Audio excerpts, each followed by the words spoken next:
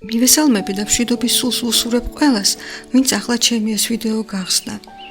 მე-20 საუკუნის უდიდეს წმინდას, ცხეთელს საალოს, მამა გაბრიელს რომ არ ეთქვა, ადამიანის სამშვენელი მის სისხლშია, მაგრამ სისხლი არ არისო, ამ 12 ვიდეოში ნაარცი, ასეთ ამად და ლოგიკურად ჩემში ვერ გაიხსნებოდა. ადამიანის სულიერი ანატომია. საუბარი მე-ზე. ადამიანის პიროვნული მე. ადამიანში მკვიდრობს მისი პიროვნული მე. ეს ადამიანის პიროვნული სულია, ის ღვთაებრივი სულია. არ დაიბნეთ, ის რაც ადამიანის თავის ქალის ზედა ნახევარსფეროშია, ის ღვთაებრივი გონებაა, იგივე ღვთაებრივი სულია. სხვა რამაა პიროვნული მე, რომელიც რა თქმა უნდა სულიერია. პიროვნული სული ერთი უპატიესი წერტილია, რომელსაც მიკროსკოპის იქითაც ვერ შეამჩნევთ. თუნდაც მატერიალური ყოფილიყო ის. ჩვენში თუ არის მოთხოვნა, რომ სახელები ვუწოდოთ თითოეულ ადამიანს, ეს პიროვნული სულისაგან მოდის. ჩვენში რომ არ იყოს პიროვნული მე, ჩვენ მხოლოდ გვარის მატარებელი ცოტა მაღალი არსება ინდივიდები ვიქნებოდით. პიროვნული მე აბსოლუტურად თავისუფალი და დამოუკიდებელი არსებაა ჩვენში.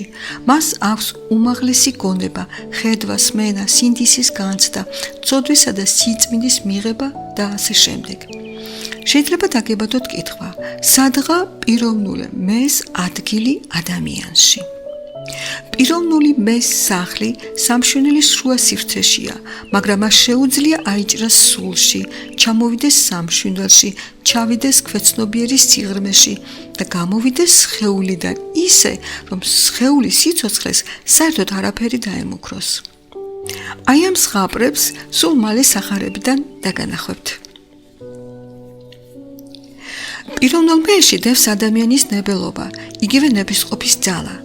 სად იბადება თუ ჩნდება პიროვნული მე? რა თქმა უნდა, არა მიწის სამშვენელში, რა თქმა უნდა, არა კოსმოსის სივრცეში. პიროვნული მეს ავტორი თვითონ ისაა, ვინც თვითონ არის აბსოლუტური პიროვნული მე. პიროვნულ მეს ვერ დაბადებს ვერანაირი სტიქია. მას მხოლოდ ის ქმნის, ვინც თვითონ არის აბსოლუტური მე. რატომ გავამახვილე ყურადღება ამაზე? არის რელიგიური მოძღვრებები ღმერთის სწავლებაზე, რომ ღმერთი ეს არის არა პიროვნული, არამედ აბსტრაქტული ღვთაებრივი ენერგია. სვავ კითხვას. ადამიანი პიროვნებაა და ღმერთი აღარ არის პიროვნება? როგორ შეიძლება ადამიანში წარმოიქმნას ის, რაც სამყაროში არ არსებობს? ბიბლიაში რამდენი ადგილია, როცა ჯერ დაუბადებელ ადამიანს ღმერთი ეუბნება, რომ მე შენ გიცნობდი, სანამ ჩაისახებოდიო. დიახ, ჯერ იქ, მესამე ცაზე, აბსოლუტური პიროვნების ღმერთის წიაღში ისახება ადამიანის პიროვნული მე. აი ეს პიროვნული მე უკვე თან ღვთაებრივი სულით სავსე მოდის სამყაროს მეორე ცაზე, რათა სამშვენელის არამიწიერი ნაწილი წამოიღოს. მერე მოდის პირველ ცაზე, რომ ყველა მიწიერი, ქვეცნობიერი და სამშვენელის მიწიერი ნაწილიც შემოიერთოს და დაიბადოს ისეთ არსებად, როგორებიც ჩვენ ვართ. რა გასჭირვებია პიროვნულ მეს, რომ დედამიწის სივრცეში უნდა ჩამოიბადოს? აი რა გასჭირვებია. მისი სუბიექტური მედან მაღალი ობიექტური მე უნდა დაიბადოს, რომ ის პიროვნებად იქცეს. ეს მხოლოდ დედამიწაზეა შესაძლებელი. აი რატომ ვიბადებით. აი ეს არის სახარებისეული მეორედ შრობა. ალბათ წაგიკითხავთ სახარებიდან ნიკოდემოსთან საუბარი მეორედ შრობაზე. აღარ განვარცობ, მხოლოდ ერთ წინადადებას დავასახელებ. ხორციდან ნაშობი ხორცია, სულიდან ნაშობი სული. ესე იგი პიროვნული მე მხოლოდ ღმერთიდან და ღმერთში იჭრება. პიროვნულ მეს მოაქვს ნებისყოფის ძალა. ამ ნებისყოფის ძალით შეეჭიდება თავისავე სამშვენელის მიწიერ მხარეს. ამ ნებისყოფით ათვინიერებს თავის ველურ ქვეცნობიერს. ამ ნებისყოფით წვეთ ეზიდება სულიერი გონების წყალს თავის სამშვენელში და შემდეგ ქვეცნობიერში. ვინმე იკითხავს, ასეთ სულიერ სკოლას ხომ არა ქრისტიანული სკოლები, მონასტრებიც გადიან? ვუპასუხებ, რომ ნამდვილად გადიან და ერთ მნიშვნელობაში ტყუდებიან. ეს თემა გაშლილია ვიდეოში ცხონების ორი ფრთა. ცაში აფრენას ორი ფრთა ჭირდება, ერთი ფრთით ვერ აფრინდები. ფიქრობ, სულიერი ინტუიციის მქონენი მიხვდებიან რა მინდა თქვა ამ სათაურითაც კი.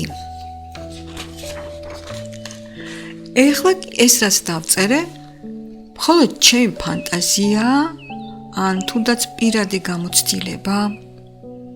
მოციქული პავლე ერთ წერილში წერს, რომ ის ატაცებული იყო მესამე ცაზე და ისმენდა გასაოცარ სიტყვებს, რომელსაც ადამიანი ვერ გამოთქვამდა.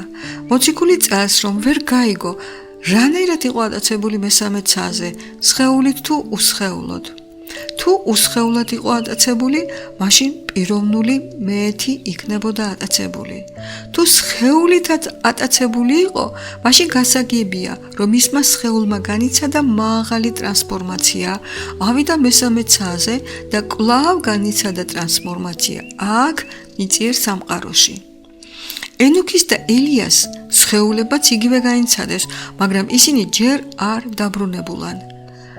არ ვიცით, მოციქული პავლე რითი იყო ატაცებული, პიროვნული მეეთი თუ მე თავის სხეულთან ერთად.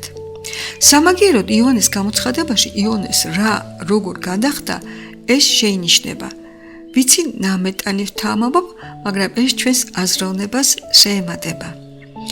იოანე გამოცხადებას ასე იწყებს, რომ სულში ვიყავი უფლის დღესო. რა არის უფლის დღე? კვირა, აღდგომის დღე. აღდგომის დღეს ის რომელ სულში იყო? თავის ღვთაებრივ სულში იყო, თუ ისიც მესამე ცაზე ღვთის სულში იმყოფებოდა? არა, ის თავის ღვთაებრივ სულში იმყოფებოდა.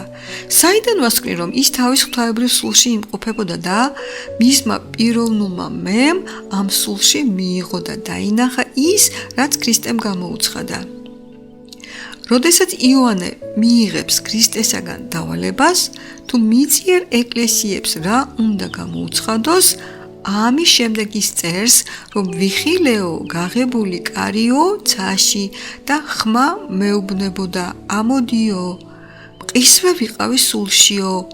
აი ამჯერად კი იოანეს პიროვნული მე მესამე ცაზე ღვთის სულში აღმოჩნდა. პირველად ის თავის ღვთაებრივ სულში იმყოფებოდა. უფრო ზუსტად რომ თქვათ, იოანეს პიროვნული მე თავის კუთნის სულიერ გონებაში იმყოფებოდა, ხოლო მეორედ მისი პიროვნული მე მესამე ცაზე იმყოფებოდა. პიროვნულ მეს შეუძლია ჩვეულებრივ აზროვნება, ხედვა, სმენა, გემოს განცდა, ცოდვის და სიწმინდის განცდა, სხეულიდან გამოსვლა, შესვლა და ასე შემდეგ. ასე რომ ჩვენ სამშვიდობელის სივრცეში სახლობს ჩვენივე პიროვნული მე, ის ერთგვარი წონასწორობის წერტილია ჩვენში, ის ნებელობითი წერტილიც არის ჩვენში. როდესაც სულიერი სკოლები, მონასტრები პიროვნების აზრდას იწყებენ, ისინი იწყებენ მაღალ პიროვნულ მესთან მიახლოვების გზების ძებნას. ეს გზებია თავშეკავების გაუმუშავების, შინაგანი წონასწორობის განცდის გზები. თუმცა ეს ჯერ ნული ჯგუფია სულიერი სკოლისა. ამით მინდა დავასრულო საუბარი პიროვნულ მეზე და ვისაც ექნება სურვილი კიდევ უფრო ღრმად გაეცნოს ადამიანის სულიერ ანატომიას, შეუძლია გაეცნოს წინგს ადამიანი როგორც სამყაროს შვილი.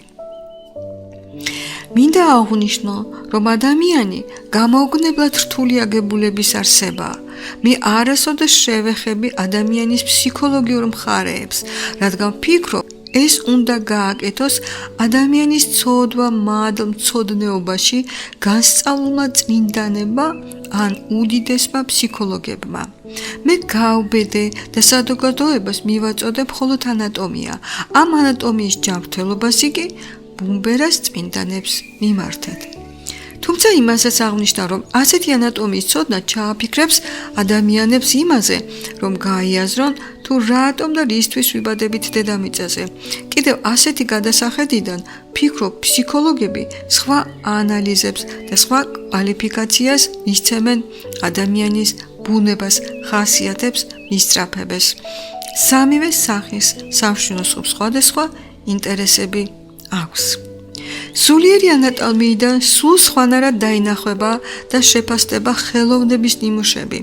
ამ გადასახედიდან გაცილებით მარტივია შეაფასო ესე თუ ის ნიმუში თუ ადამიანის შიგნით რაზე როგორ იმოქმედებს ის. მუსიკოს კლასიკოსებისთვის ხომ სრულიად ახალი მუსიკათმცოდნეობა დაიწყება და მე მუსიკოს კლასიკოსი ვარ და ამ გადასახედიდან ვუყურებ მუსიკის ფენომენს. გარდა ამისა, პედაგოგი ვარ და როცა პატარა ხელს დებს კლავიატურაზე, ხელი პირდაპირ კარნახობს მისი სამშინველს რა აკლია. ამ 6 საუბარში კი ძალიან მოკლედ და კომპაქტურად მოგაწოდეთ ადამიანის უხილავი ანატომია, მაგრამ მინდა შემდეგი ვიდეოები დავუთმო ისეთ თემებს, როგორიცაა სამი ფენომენი: კაცი, ქალი, ბავშვი. რას ნიშნავს აღიღე ჯვარი შენი? გენი და სამშვინველი და სხვა. მათ ვისაც დაწვრილებით აინტერესებს ადამიანის სულიერი ანატომია, რომელიც ძალიან მოკლედ არის მოცემული ამ 12 ვიდეოში, შეგიძლიათ გაეცნოთ წიგნს ადამიანი როგორც სამყაროს შვილი. წიგნს საჩუქრად მოყვება ჩემი მოგონებები მამა გაბრიელ სალოსზე. დაგვირეკეთ ნომერზე 577 30 91. მადლობთ.